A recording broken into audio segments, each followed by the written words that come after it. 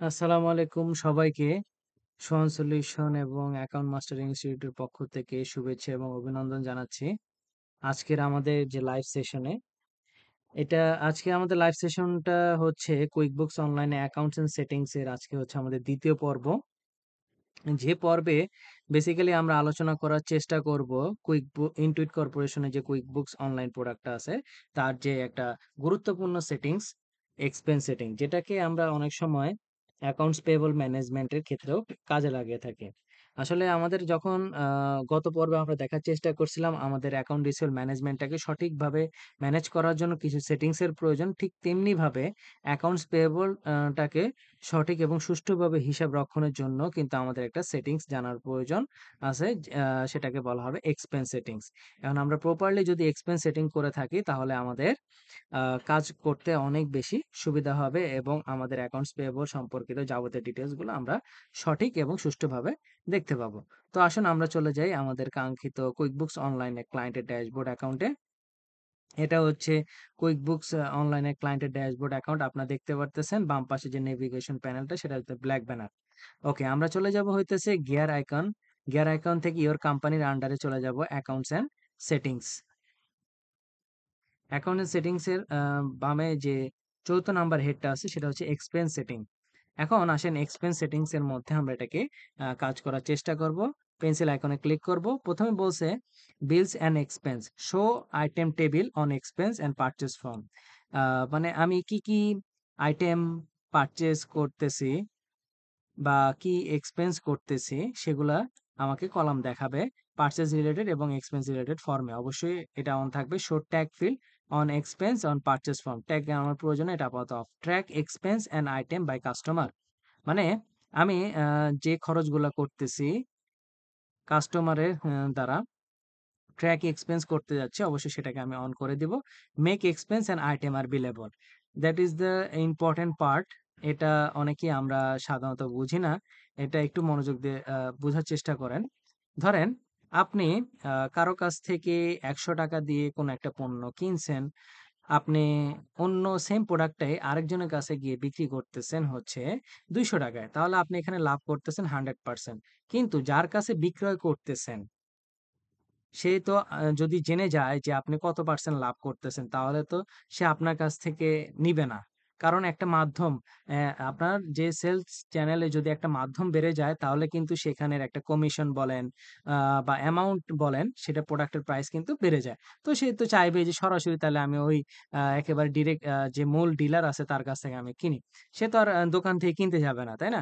তো এখন এটাকে আমি মানে কুইক বুকস এর ভাষায় নাম দিয়েছি make I expense item are billable, invoice item are billable. ঠিক আছে? আপনি করবেন হচ্ছে একটা এক্সপেন্স। আপনি কারো কাছ থেকে একটা প্রোডাক্ট পারচেজ করছেন। পারচেজ করে সেখান থেকে একটা লাভ করছেন। লাভ করে সেই লাভের টা সহ আপনি কারো কাছে বিক্রয় করছেন। কিন্তু এখানে মজার ইন্টারেস্টিং ব্যাপার হচ্ছে যার কাছে আপনি বিক্রয় করতেছেন সে আপনার ওই যে লাভের অংশটা সেটা দেখতে পারতেছে না। তো এই কাজটা করার জন্য আপনাকে এখানে একটা অপশন অন করতে হবে। Make expense items billable. তাহলে আপনাকে এই অপশনটা অন করে দিতে হবে। অন করে দেওয়ার পর এখানে বলতেছে markup with a default rate. আপনাকে একটা ডিফল্ট রেট আপনি পরবর্তী চেঞ্জ করে নিতে পারবেন।